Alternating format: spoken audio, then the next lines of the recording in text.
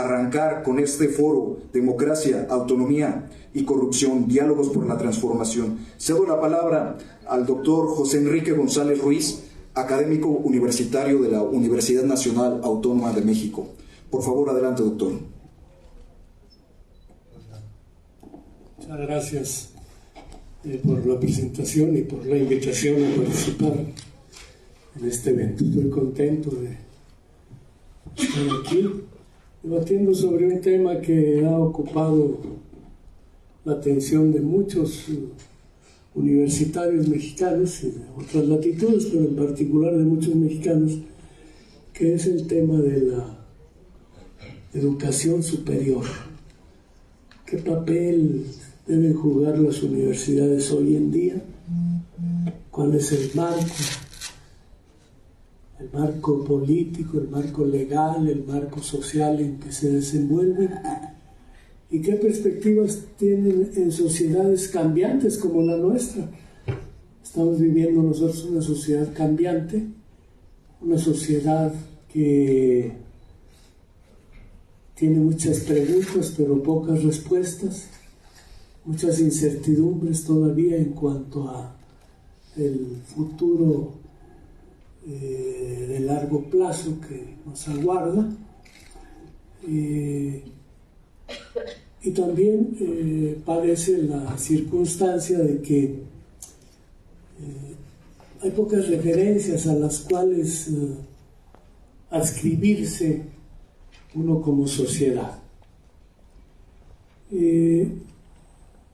La Universidad Mexicana, la diputada Inés Parra, que nos hizo favor de invitar a este evento, organizar este evento aquí en la Cámara, acaba de mencionar un hecho fundamental que ocurrió en nuestro país en 1929, cuando por una movilización estudiantil, una huelga, una protesta de sectores estudiantiles y de sectores académicos también de aquel tiempo, en minoría, pero también participaron, se consiguió la autonomía de la Universidad Nacional Autónoma de México. Sigue siendo esta, la UNAM, la institución más simbólica de la educación superior en México, la más importante, la que tiene mayor presencia en la vida nacional y a la que seguimos tratando de encontrar un modelo apropiado para esta segunda década del siglo XXI.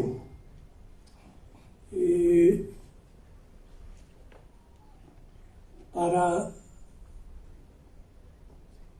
poner sobre la mesa algunas ideas centrales que creo que se deben tomar en cuenta, diré que en unos cuantos trazos, porque sería muy largo hacerlo en extenso, pero en unos cuantos trazos, la Universidad Nacional Autónoma de México ha sido una presencia constante en la historia contemporánea de nuestro país. Ya en 1929 dio esta campanada de lograr la autonomía, pero en aquella ocasión fue frente a un gobierno que apuntaba a hacer cambio revolucionario en México, no hacia un gobierno caracterizado por ser autócrata, autoritario, sino por provenir de un movimiento armado, de un movimiento revolucionario que estaba también haciendo cambios importantes en aquel momento, poquito antes de llegar la década de los 30 en México. La UNAM, todos ustedes saben, no participó en la revolución. La UNAM estaba en los sectores más conservadores de la sociedad. La Universidad Nacional de México, no era UNAM entonces, era la Universidad Nacional de México, todavía no era autónoma, y no participó de manera fundamental en la lucha revolucionaria. Fueron otros sectores de nuestra sociedad, particularmente los campesinos, los que impulsaron la lucha armada de aquella época y también la modificación de las estructuras del país, un nuevo Estado. De modo que cuando la UNAM obtiene su autonomía, la universidad, esta autonomía de la Universidad Nacional de México se interpreta como un distanciamiento de un gobierno que estaba proponiendo cambios que después se profundizarían en la vida nacional. Apenas comenzaba a aplicarse las primeras ideas del proyecto revolucionario de México. Esto nos indica que en la Universidad Nacional hubo influencias de sectores sociales, sí, muy preparados, intelectuales, tenían la influencia de la intelectualidad porfiriana, de Justo Sierra, lo tenían como el gran ideólogo, y así se mantuvo como un estamento que buscó mantener siempre distancia con el gobierno, y al que le reclamó y consiguió en 1945 una ley orgánica, que es la misma que lo rige hasta hoy. ¿Qué estableció esa ley orgánica que todavía surte efectos en la Universidad Mexicana?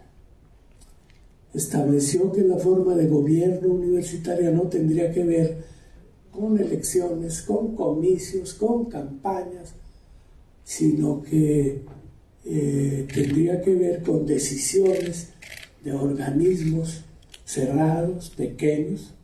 Una junta de gobierno le llamó, que subsiste hasta nuestros días, ha durado muchísimo, si se fijan ustedes.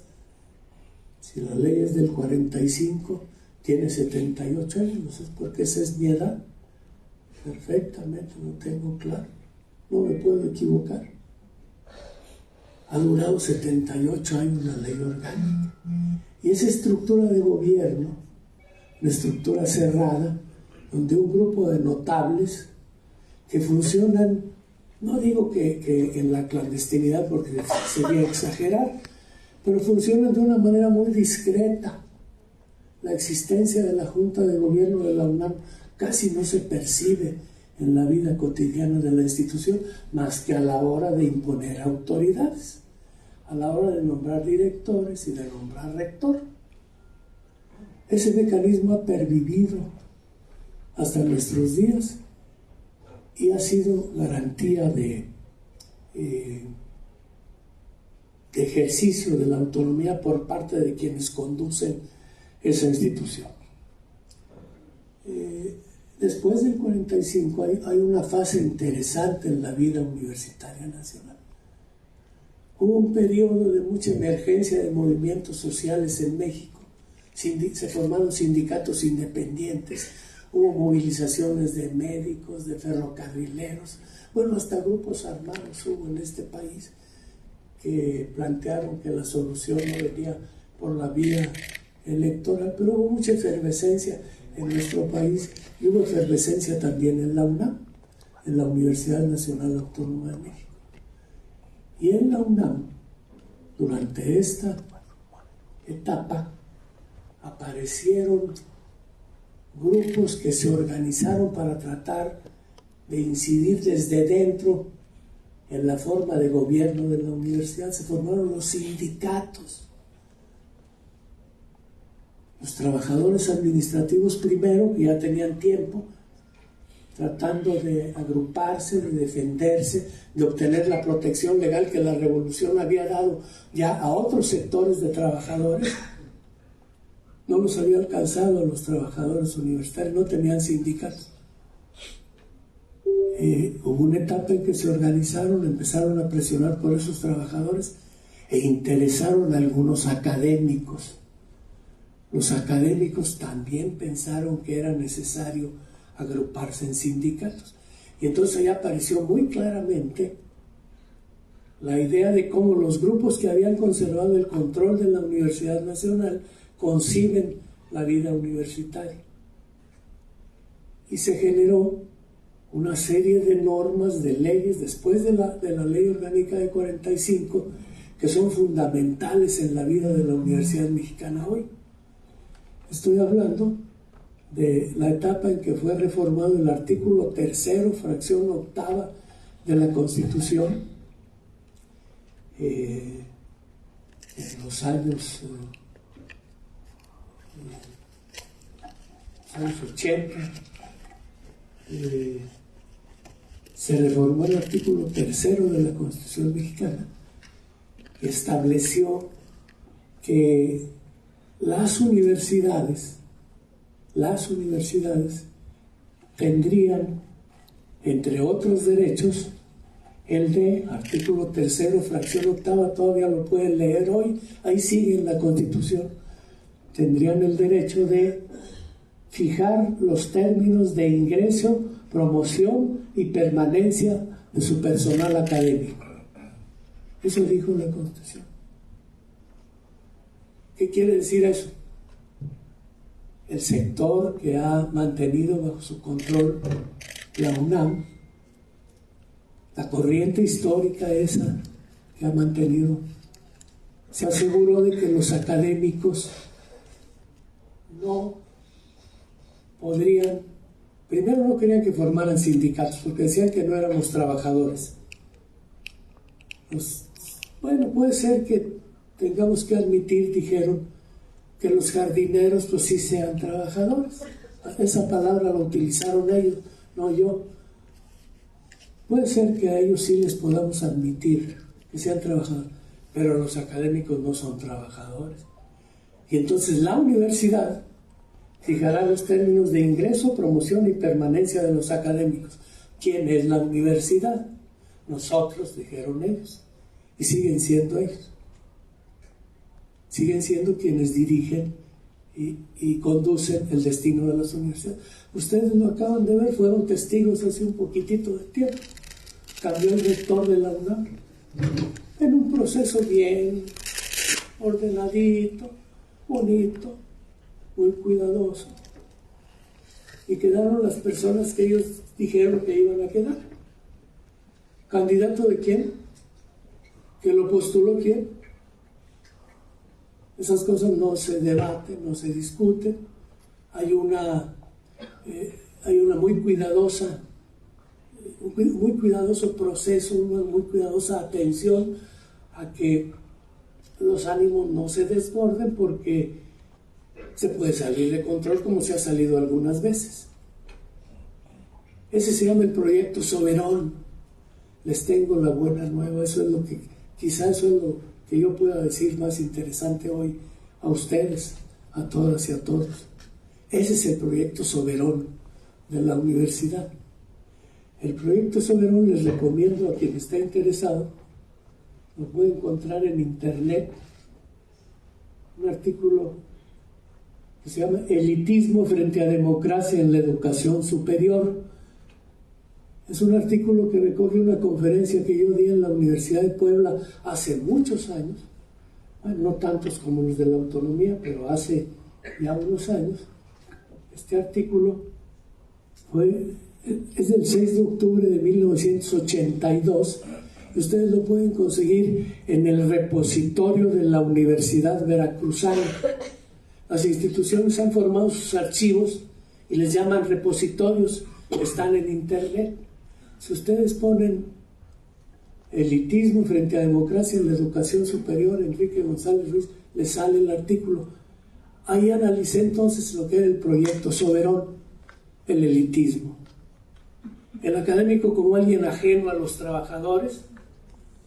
Nosotros no somos trabajadores, líbreme Dios yo de juntarme con el señor que viene a limpiarme el pizarrón después de que yo lo lleno ahí de figuras raras ahí, que quién sabe qué dirán, con una letra horrible que nadie entiende. ¿Cómo voy a ser yo igual que el señor que viene, la señora que viene a limpiar el pizarrón? Imagínense. No, líbrenme todos los dioses del universo.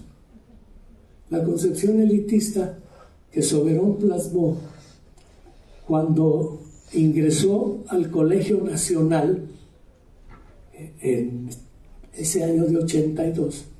Ahí define los rasgos de la universidad elitista, que es la misma que tenemos hoy, exactamente la misma. Una que concibe al trabajador administrativo, le llaman ahora, y al trabajador académico muy a fuerza. Nos han reconocido como trabajadores académicos. Primero decían que no éramos trabajadores académicos, luego dijeron que no éramos, que bueno, que estaba bien, que podíamos ser trabajadores, pero que formábamos asociaciones. Soberón formó una asociación de asociaciones del personal académico de la UNAM, que es el sindicato mayoritario todavía de los académicos, la PAUNAC, todavía, para el que no crean que es cosa del pasado, el tema del que estamos hablando. Y acaba de ganar un recuento la PAUNAM, obra de Soberón. Y se llama Asociación de Asociaciones porque no quisieron llamarle sindicato, sonaba muy feo para ellos. Un sindicato de profesores, un sindicato de maestros, no puede ser. Ellos hablaron, Soberón habló en su discurso cuando ingresó al Colegio Nacional. Soberón habló de el sentido de la universidad. Esa palabra define cómo veían los que yo llamo los elitistas, los que tienen la concepción elitista de la universidad, cómo veían la universidad. Decían, ha aparecido en México, lo voy a sintetizar porque le voy a pedir a mí que me diga el tiempo para no pasarme, por favor. Ellos decían, la universidad tiene un sentido que no puede cambiar. Ese sentido es su universalidad. Y entonces cualquier tema que trate de cambiar la universidad para ponerla al servicio de alguien, de alguna corriente, de alguna ideología, de algún partido, es contrario a la esencia de la universidad. Y yo digo, cierto, tienen razón. La universidad es amplia, es abierta, ahí cabemos todos los componentes de la sociedad, que no necesariamente provenimos de las mismas fuentes, ni tenemos las mismas ideas ni las mismas convicciones. La diferencia es que ellos decían que cuando la universidad actúa, le llamaron militantemente, le llamaron a la otra universidad, a la universidad alternativa, a la universidad que se reivindica como democrática, le llamaron la universidad militante. Y dijeron, cuando se vuelve militante a favor de una causa, la universidad militante popular dice que está al lado del pueblo. ¿Cómo se le ocurre? No es posible, está desnaturalizando la misión de la universidad. O sea, jalaron el concepto de autonomía para proteger esa su idea del sentido de la universidad. No puedo extenderme más, me gustaría, pero no puedo extenderme. Ahí está el artículo, si lo quieren ver, ahí está, repositorio de la Universidad Veracruzana, elitismo frente a democracia en la educación superior, para entender cómo hablan los que gobiernan hoy las instituciones educativas de nuestro país, para entender su discurso. Es el discurso de Soberón, el que quería un artículo tercero y una fracción tercera al artículo 123 para los trabajadores universitarios. El apartado A para los trabajadores, esos que se andan trozando las manos, arreglando paredes y banquetas y cavando fosas, esos, apartado A. El apartado B para los trabajadores al servicio del Estado, y Soberón dijo el apartado C para los trabajadores. Si quieren que seamos trabajadores, pues digan los trabajadores. Al final medio se resignaron, pero somos distintos. Háganos un apartado C del artículo 123 constitucional. Y lo propusieron y lo trabajaron. Eso no les salió. le salió la fracción octava del artículo 3º constitucional. Ese es el apartado C disfrazado. Todavía hoy, léanlo con cuidado, estudienle bien y lo van a encontrar que no estoy, y a lo mejor encuentran algo más sustancioso en eso que dije en esta conferencia que les estoy presumiendo ya desde hace rato. Y por último, para no exceder el tiempo que me hicieron favor de conceder, la universidad actual, la Universidad Mexicana, pasa otra vez por una crisis compleja. La Universidad Mexicana se identificó con el viejo régimen, sirvió muy bien al PRI gobierno. Esta reforma fue de López Portillo, la del artículo 3º, fracción octava. O sea, ¿quién representaba mejor que Echeverría, López Portillo? Los viejos que están aquí lo saben muy bien. ¿Quién representaba mejor el viejo régimen que esos personajes? Hacían unos discursos maravillosos, que parecían de veras, pero en la práctica eran represivos, defraudadores electorales, represores, o sea, es en la vida real. La Universidad Mexicana se identificó bien con el viejo régimen, se desarrolló durante el viejo régimen. Los momentos de lucha se dieron con el neoliberalismo. La huelga reapareció en 1999-2000 con la generación X, le decían la generación, o los ninis, ni estudian, ni trabajan, ni saben nada. Eso les decían a los muchachos de la huelga, pero esos muchachos pararon la neoliberalización de la UNAM. Eso se lo debemos a esa generación. Hay que reconocérselos. Todavía tenemos un sector educativo con sectores muy valiosos en todo el país, con gente muy capaz, muy preparada y con gente también muy al servicio de su pueblo. A eso no les da vergüenza decir que están al servicio de su pueblo. Si hay, ¿cómo no va a haber? Si hay, ahí están, los tenemos y los vemos todos los días. Y a veces los vemos corridos de la universidad. Ni modo, profesores. Así es la vida. Y no como la cantan los poetas, decía el ranchero. Así es la vida. La Universidad Mexicana pasa por un momento complejo, porque se adecuó al viejo régimen y hoy hay una idea distinta. El partido que nos hace favor de invitar, la diputada de Morena, tiene un proyecto distinto que se llama la Cuarta Transformación. Nosotros desearíamos que fuera realmente lo profundo que quiere ser. Tiene un compromiso grande, porque las otras transformaciones fueron la Revolución Mexicana, 1 millón de muertos cuando éramos 11 millones de mexicanos. De eso estamos hablando, no es juego. Esa fue la primera transformación de que hablamos. ¿Qué fue la segunda transformación? Juárez y la Reforma, señores. El patriota más grande que ha tenido este país, el indígena de Guelatao, según mi humilde opinión, cada quien tendrá la suya, que propició las transformaciones más profundas. Y la independencia nacional, el desligamiento que hizo el pueblo respecto de la conquista española. O sea, son 3 compromisos muy grandes para la Cuarta Transformación. Yo desearía muchísimo que fuera tan profunda como ellas. Ojalá el pueblo de México sea capaz de darle esa fuerza, la que se necesita, para que llegue a ser verdaderamente una cuarta transformación en la historia nacional.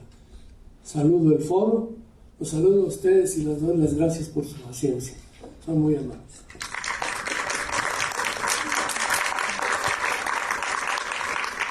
Agradecemos la brillante participación del doctor José Enrique González Ruiz, quien a través de esta narrativa histórica en carne propia nos dice un poco del porqué de esta segunda edición del foro Autonomía para qué.